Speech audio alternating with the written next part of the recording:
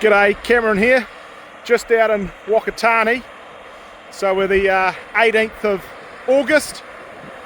Conditions are just coming right to start a bit of cultivation. So just out at Regan Studer's, just delivered in this 4.5 metre 11 leg SuperGrubber. So this has got the wide feet, folds up for transport. Going about 300 mils deep there. It's on a 230R. It's doing about 9 to 10 Ks. This is one cool bit of kit.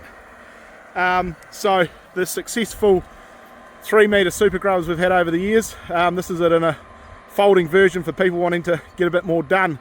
So we do a 4 metre and a 4.5. Cool thing about this is it's got a 4.5 metre working width, but it has a 4.8 metre rollers. So you can see there, that's pass to pass. It's hardly leaving a line. So very good pass to pass finish. You don't have a bow wave or a edge of your machine ridge to try and work out with the power harrow or your cultivator on the next run.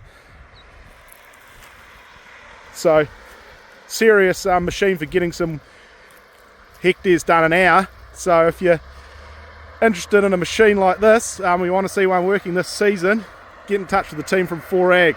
Cheers.